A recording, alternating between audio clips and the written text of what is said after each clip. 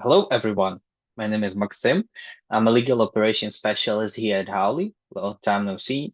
And today we are discussing the second part of our topic, documental relations in the United States employment practices. Today we will be discussing core documents that define the relationships between employers and employees in the United States. So let's begin. These core documents mainly are employment contract, employee's handbook, and non-compete agreement. Together, they reflect how United States employment law seeks to balance two key values: employer control and business protection, and freedom of employees choose where to and how to work and their mobility. So let's start with the first one, with the employment contract, which is main and basic. An employment contract is legally binding agreement setting the terms and conditions of employment, job duties, compensation, duration of such legal relationships, the ways and causes for their termination, and rights of both parties. It's grounded in common law contract principles and interpreted under both federal and state employment law. At will doctrine, that exists in the United States makes written contracts really rare. I guess somebody may even remember from our previous part of this topic what is at will doctrine. We've discussed it before, but by the way of this lecture, we'll discuss it further again. Generally, there exist full-time contracts, causal contracts, fixed-term contracts, and part-time contracts. Regarding full-time and part-time contracts, these are generally basic and natural employment contracts, but they are divided into two different categories since full-time contracts and part-time contracts establish legal relationships for working positions with different working schedule. That's it. Full-time contract, that's like contract for a 9 to 5 job, and part-time contract is a contract for part-time job. That's understandable. More interesting uh, as a subdivision of employment contract is a causal contract. This is the contract that exists until some kind of a legal event occurs. And when such an event occurs, it is being terminated. For example, uh, these contracts are popular for positions where uh, you need, for example, a worker and the other of your worker cannot work at the same time. So that you hire someone else and they work until the previous worker comes back to work. That's understandable. And a fixed term contract is a contract that establishes generally strict timing for its existence. And after such a timing, if not, it is not being reapplied between parties, it is being terminated. For example, that's a contract for working for some kind of a company for 2 or 3 years and so on and so forth. Let's speak about legal regulations that apply to employment contracts. As you can see, there are plenty. At the federal level, this is the FAST Labor Standards Act, Family and Medical Leave Act, Equal Pay Act, Title VII of the Civil Rights Act of 1964, and ADA, Americans with Disabilities Act. In the column provisions, you can see what do such acts regulate in the scope of employment agreements. More interesting is the thing that in state specifics are pretty harsh inside of the United States labor law system. And depending on state, different things may exist. For example, in California, Contracts are to be written for all employees who receive commission payments. So when an employee is working as a traveling agent, for example, and is receiving his wages or salary as a commission from the salesmaid, he or she has to have only written contract. No at-will doctrine works. In such case, the contract has to be only written. Uh, for Speaking about Colorado, the contract must be in writing with prior notice of its terms. This is the state that requires for you to have only written labor agreements and employment contracts. In Louisiana, it's the only state that has civil legal system, and therefore employment contract in there, first of all, is seen as a contract in essential form of this word, of this term, of its understanding, and therefore all labor contracts are considered private contracts. In Missouri, oral employment contracts are only valid if the term of their existence is less than a year. Otherwise, they must be written.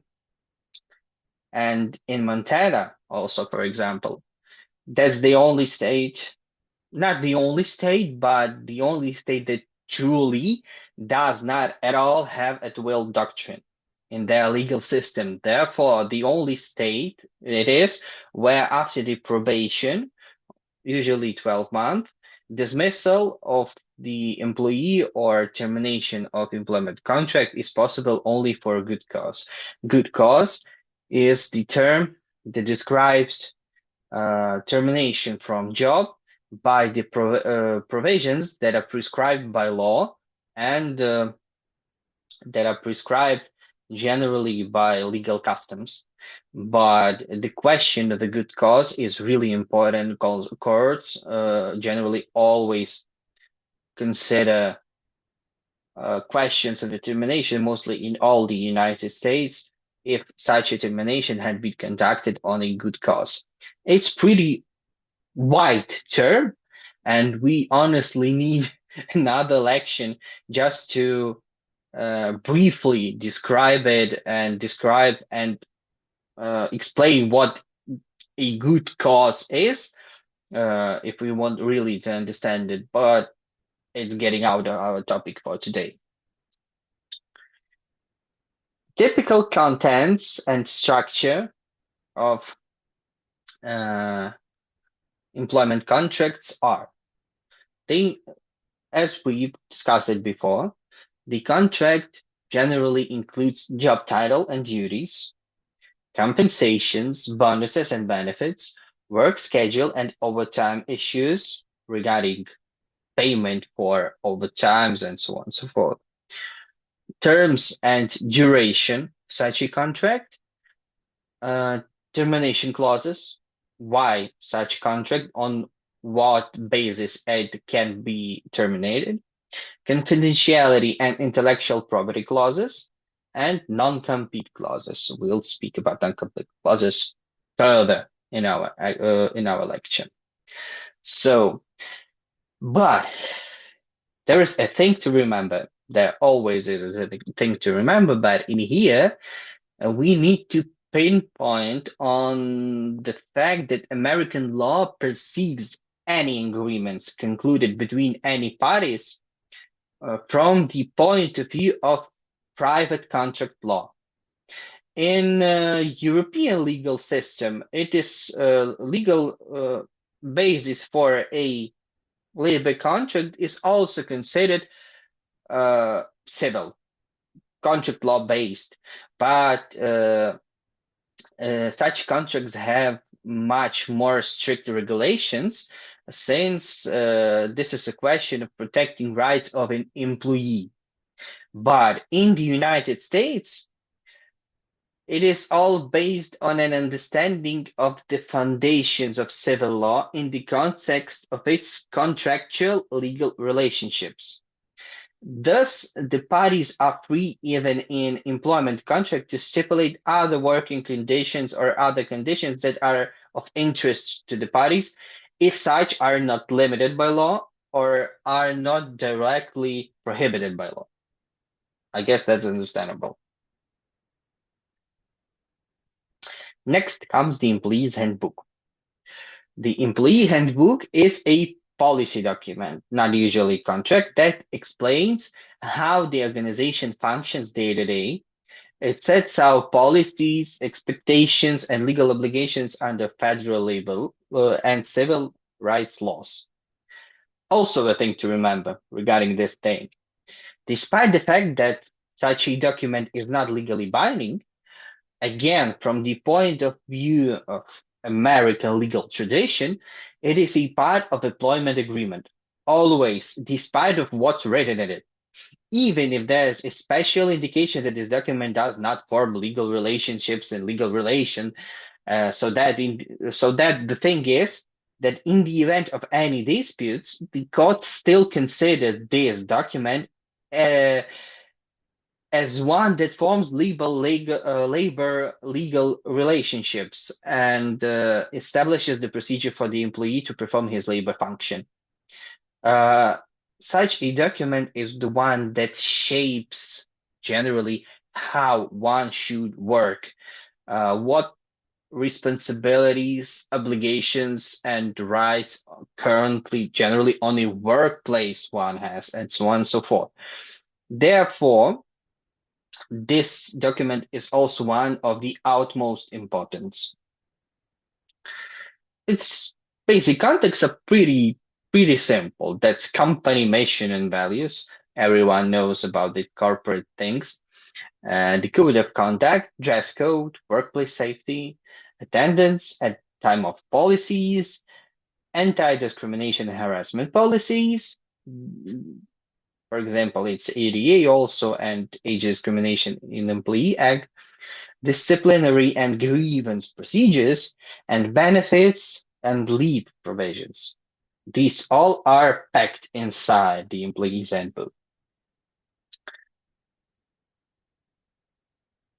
The thing is, again, that while handbooks often include even a disclaimer stating this is not a contract, United States courts sometimes, and I'd even better say most times, treat them as implied contracts if the language sounds binding. For example, in case Woolley with Hoffman LaRoche in 1985, that was in New Jersey, a handbook's promise of job security was held enforceable as an implied contract.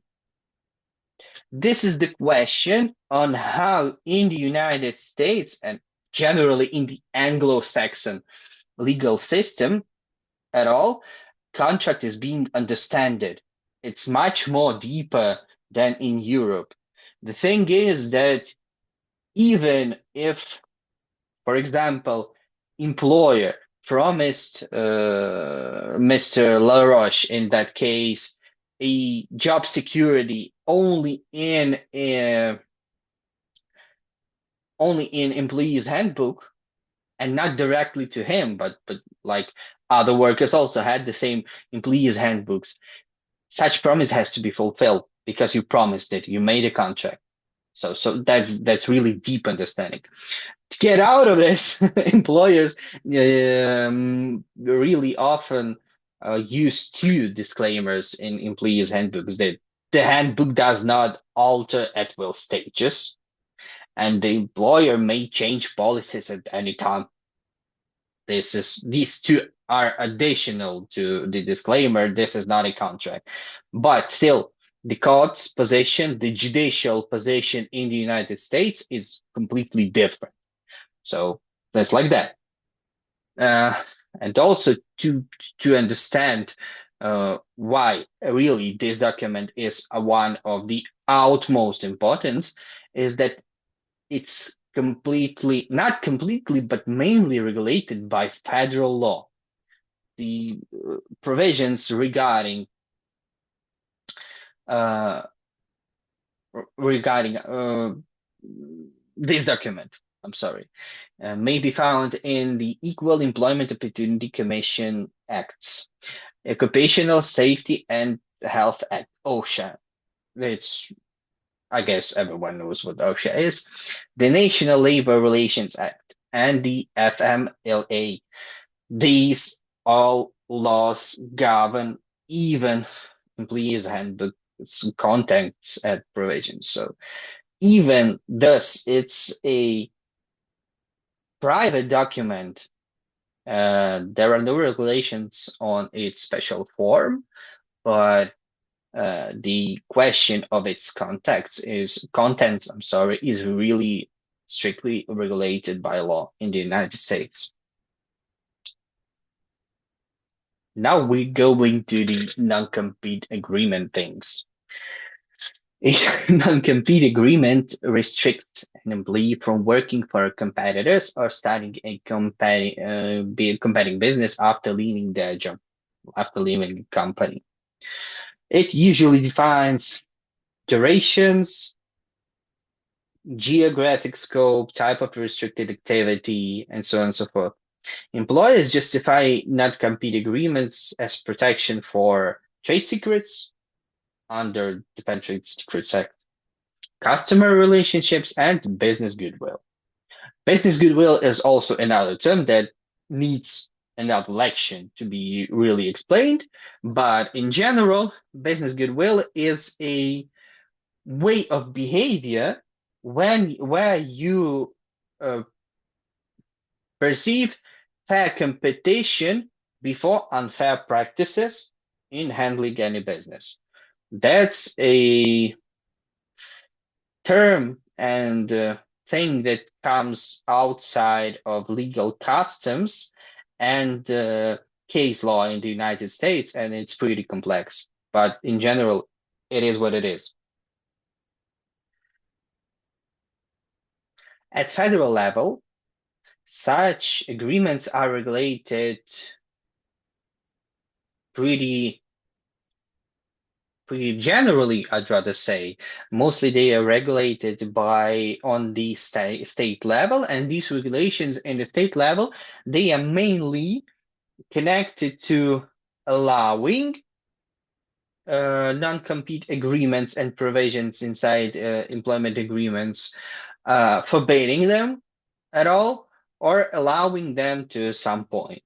But by this moment in time, this is not the thing that's important. Important is that in April 2024, the Federal Trade Commission issued a final rule, 16 CRF Part 910, declaring the most non-compete clauses constitute unfair methods of competition.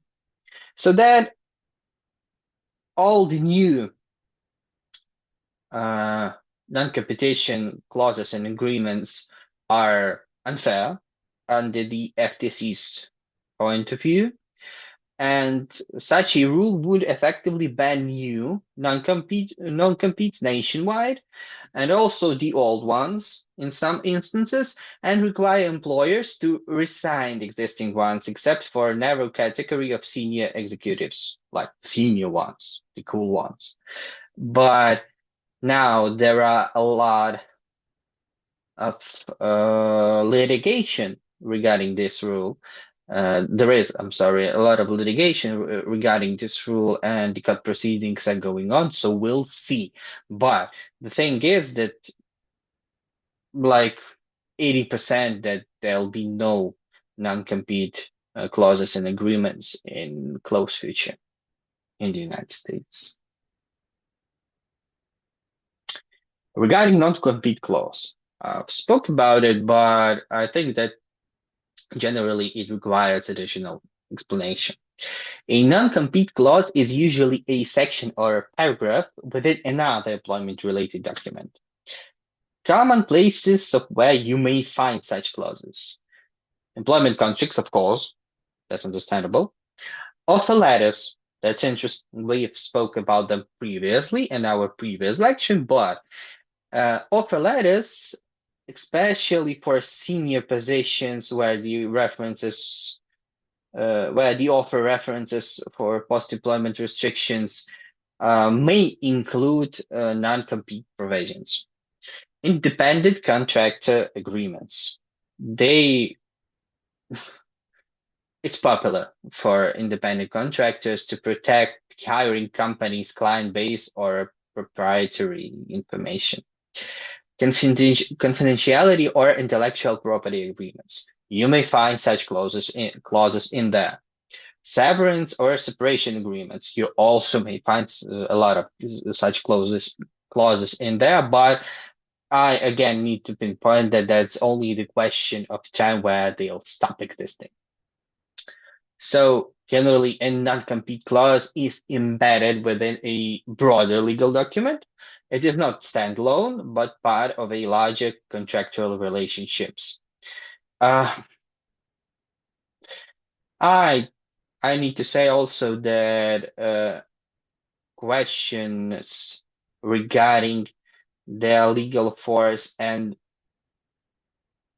amplification in future uh, really may arise regarding that's a non-compete clause or non-compete agreement.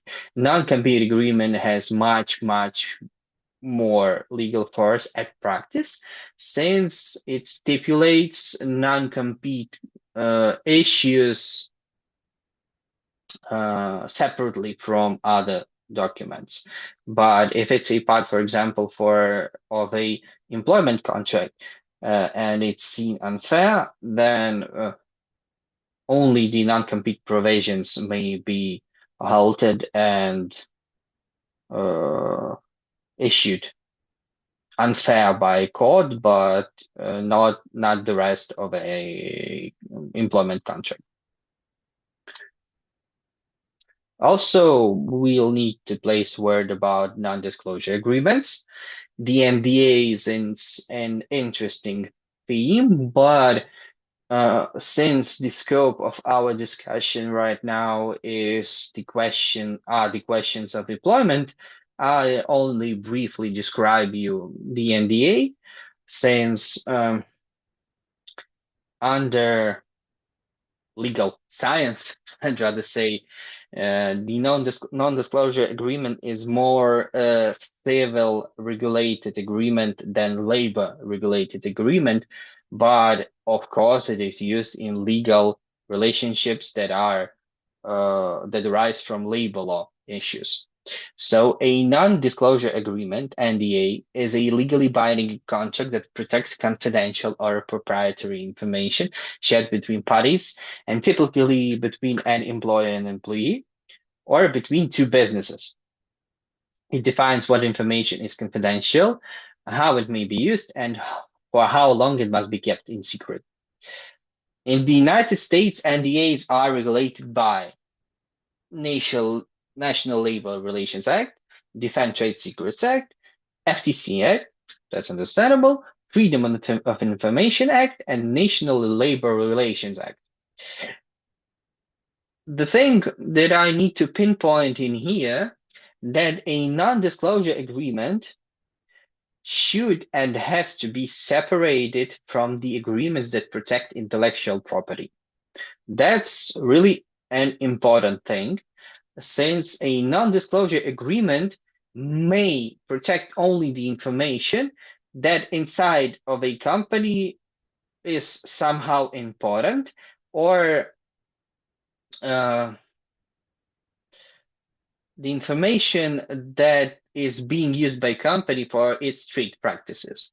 But for example, if you're an employee, you are working for some kind of a company and producing something that is considered an object of an intellectual property rights by the NDA. Your intellectual property rights cannot be maintained in any way. So that's like that. In practice, a lot of people put inside NDA questions regarding intellectual property rights and so on and so forth, but the practice inside of the United States, generally the court practices are really bad in such cases. Intellectual right provisions inside NDAs are just seen void. So that's like that. That's only the thing I had to mention. So in general, we have three main documents that are used in the employment practices. These are employment contract, employment handbook, and non-compete agreement. They have specific functions, which we've just discussed. Employment contract defines legal relationships and their terms. The employee handbook outlines internal rules and expectations and different procedures inside the company. A non-compete agreement restricts post-employment competition. Also, you can see the regulations in here.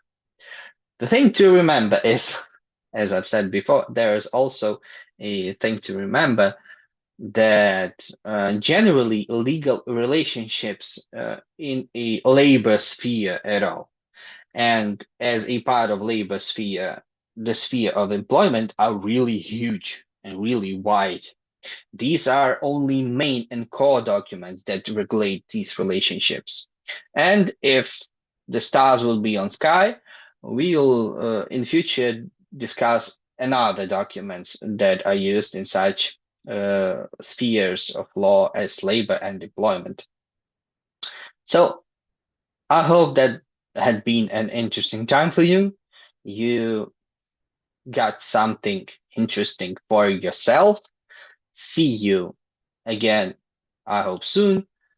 Have a nice day or night or evening or another time. Goodbye.